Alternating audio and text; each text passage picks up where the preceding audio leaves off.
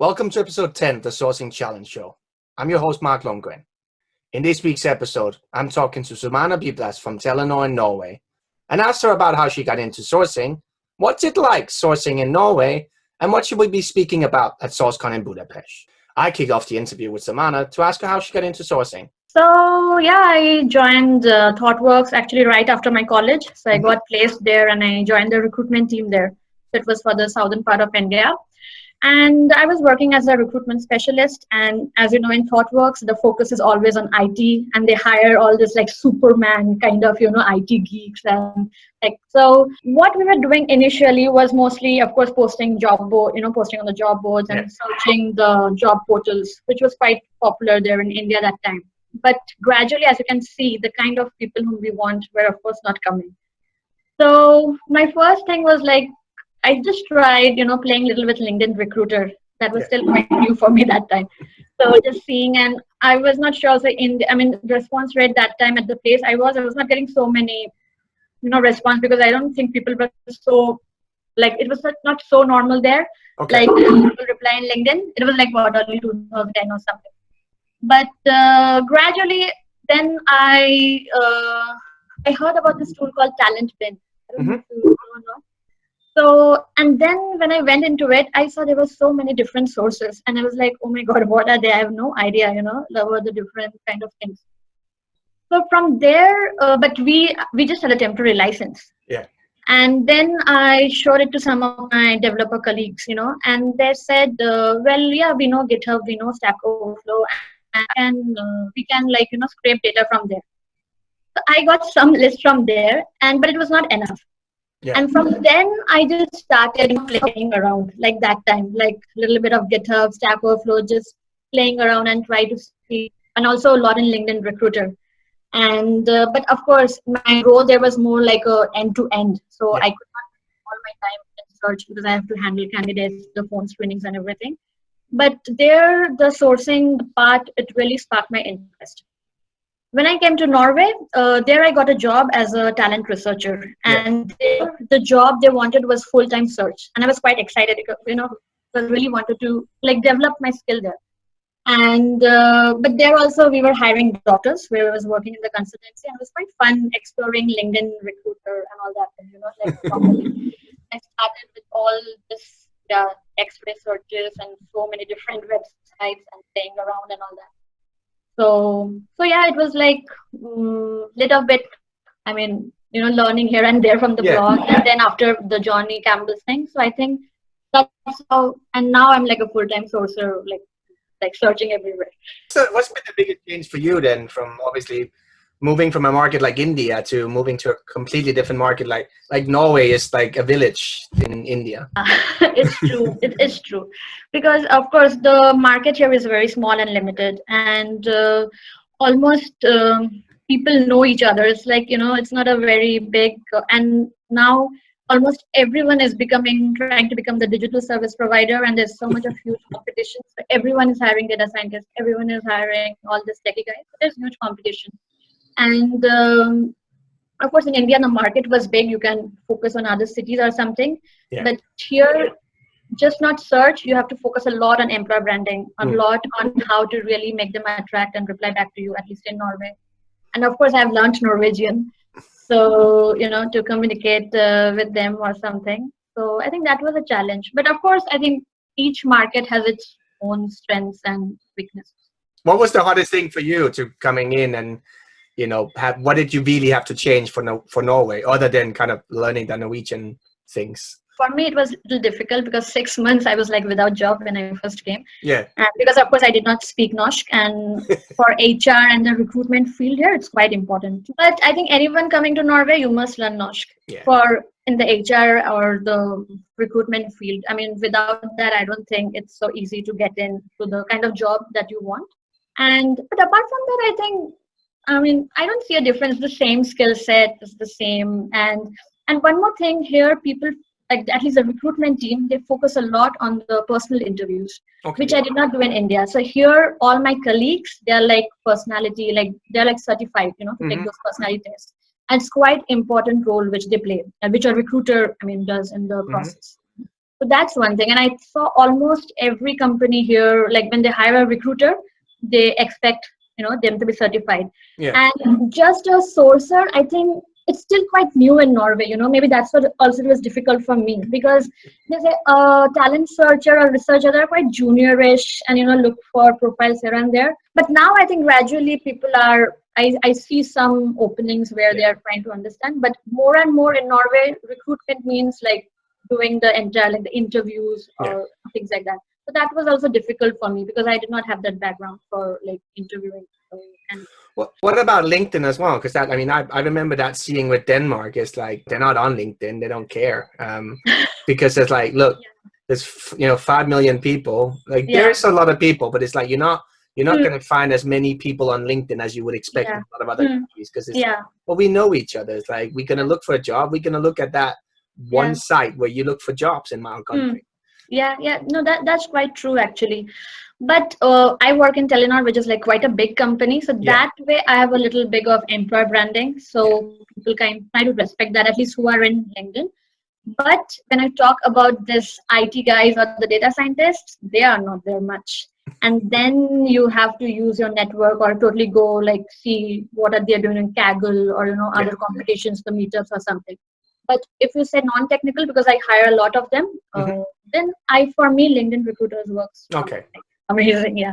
You just have to, of course, you have to personalize and write nice mails. Yeah. And I get a good response. What about learning to do the sourcing and kind of things? Like when back in India, was it just kind of picking up what everybody else knew, or did you read any specific things? And how did you kind of pick up all the tips and tricks yourself?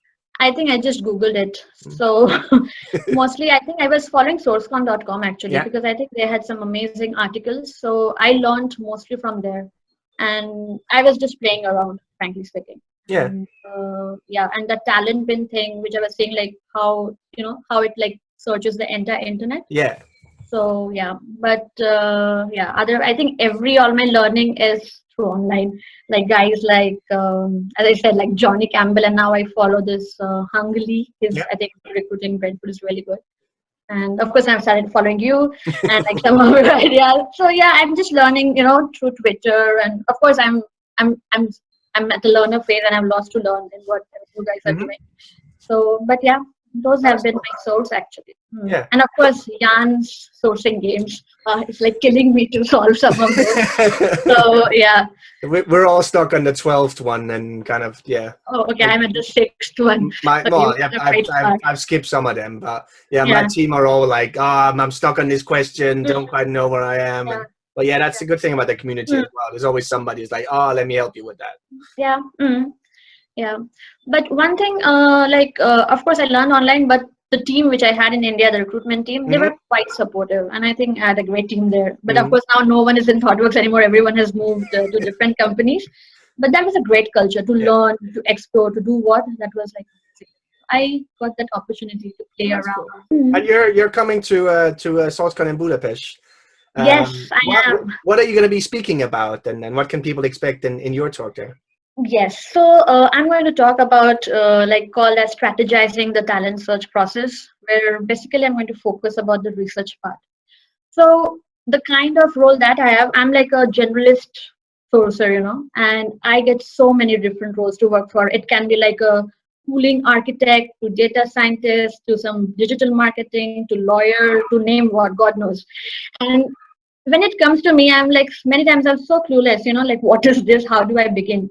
That's what I'm going to share, like how even before you begin a search, the research part that you do, the kind of questions you ask, the homework that you do. So I'm going to focus on that part. How do you deal this unknown, unfamiliar positions when you get it? And also which different websites you should go for different kind of roles, like play around. So I'm going to focus on this. And in terms of tools, is there any do you have any favorite tools that you couldn't live without other than LinkedIn Recruiter? Yeah, of course, LinkedIn Recruiter is But so in Norway, we are not so many in job boards. So of course, we use fin.no. It's it's not a search tool. But if I talk about sourcing, it's a sourcing tool. I use the higher tool, the free version, sometimes to analyze and also get the contact details. Yeah. Also, I use this Google plugin, the multi-highlighter. because it's so helpful, like just to see my words, display. Sometimes all this maybe the email finder thing like Prophet or Email Hunter, Yeah. Mail Hunter, yeah. So yeah, I have read about data mining or Scrapper, but I've not explored it, and I heard that everyone is doing that. I have to learn that actually because I'm sure we'll find you some people to talk to in Budapest about yeah, that. because I really want to learn that, like how they're scraping data. Because now I do go to meetups and see different blogs and follow them, but it's quite manual. I really want to, have something magic tool, which Take all that. yeah, Guillaume's talk in Budapest is probably going to be a good one to see on that. Okay. Because that's very much about that, like finding a lot of data and how to enrich that with other social profiles and like how to automate a lot of that. So because I know that's kind of what he's talking about. Okay, yeah, that will be great because I heard Guillaume's. I think I hope Guillaume, yeah, right? Yeah, I think he told about that. I was like, yeah, I should definitely try that. But because I'm not so technical, so but maybe I should explore. Neither are most of us. I mean, we had to learn. It's like, and Guillaume is just him. He sits alone. So for him, it's about how do I make myself bigger as a company by like I'm not going to hire more people. So how do I make it more effective what I do and automate as much as possible? Like he always says that if there's something that I'm doing that I could be automating, I'm automating it so that the next time I have to do it, I don't have to do it. He says that's how I work. I'm like, brilliant. And that's what his talk is going to be about as well. Yeah, that's great because it's so much time saving, right? Because you have it, everything at one place.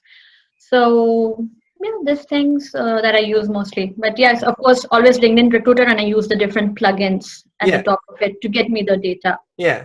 Or things like that. What's a project that you're working on at the moment that you're really excited about? So now we are setting up like a digital marketing hub for Sweden office, and it's like we're setting from scratch. So there are a lot of digital marketing kind of positions, and I'm quite excited because Sweden is a new market, and I've like started my search and contacting, and the same for Norway also. So that's quite an interesting project I'm working with. And also they're also hiring in the analytics, which is going to be quite challenging, I know, because everyone is hiring them. So yeah, but have you found the Swedish market compared to the Norwegian one in terms of obviously there's slight differences in the language, but sometimes in the mentality as well? Yeah, I just began, but I think that market is like oversucked. I think everyone is like hiring and like I think for Sweden, maybe we should, at least for me, I feel we should look at the surrounding areas rather than just depend like to people to reply to my mails. At least that's what I feel. Yeah. So maybe like look nearby the surrounding countries, but I feel there's a huge competition there, and it is. I think it is going to be a challenge, but we again, as I said, employer branding and mails go always side by side. So focus more on that. What does a typical week look like for you then? So generally each week, like I get, I think 2 or 3 such requests generally from different units. So of course, first I do the strategy or the intake meeting with the hiring manager. Then, of course, do my research part and then start the search. Mostly I begin with LinkedIn Recruiter. And I just love Boolean, and I know I make really long ones, and I give some time. In LinkedIn, one search never works. So you have to like revise and like general, narrow, and all that. So mostly my days are full of search, and sometimes for some roles, the managers expect the candidates to be phone screened, like not a basic, the non-technical ones where I can like give my input. So some phone screens, but yeah, it's mostly search, like hunting the net, mostly LinkedIn Recruiter, and if it's non-technical, then Kaggle, or I think I found a new website called Driven Data or something like that. I don't remember. It's something like Kaggle. So just trace people and then route them back again where I can to LinkedIn or maybe some other sources. Because I have tried contacting them through email, at least in Norway, but I never get a reply. I don't know if something is wrong, or because I think when I contact them in LinkedIn, they reply, but I mean, or if someone has to not to reply, then they will reply. LinkedIn or email. So I generally try that I use LinkedIn to like contact them or something. but I'm sure. I mean, because I think your topic, what you're going to say on Yeah, social it was on media, video, exactly. yeah. Yeah. And I was actually thinking, I mean, I should start doing that. I don't know, like increase people, the personal emails or Yeah. something. Yeah, to increase the response there. If people want to, keep in touch with you and see how you're going and what you're doing, how can they best do that, Sumana? Of course, LinkedIn. Just search with my name or talent sourcer. I'm also on Twitter. I don't tweet much, but I'm quite active and I follow people You and see stalk what's people. happening. I stalk people. So yeah, I think Twitter and LinkedIn. I'm Oh, that's there. brilliant. Mm-hmm. And for me, like I'm going to be speaking to lots of sourcers from around the world. What's the kind of things that you would like to know from other sourcers? I think it's more about the marketing, the sourcing, marketing, and the infra branding. Because now we have heard so much about search, and I know all the tools, and there's so many things. But the attraction part, because I think it's quite important, and what we are going to talk about, and also how do you sell, like yourself, the company? It's just not through mails, right? Like how the passive candidates, the cold candidates, how do you engage them?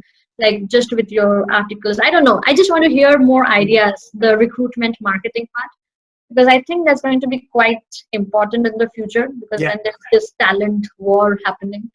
So how well you sell yourself, attract, or if there are tools, I don't know. So I want to hear more on that side.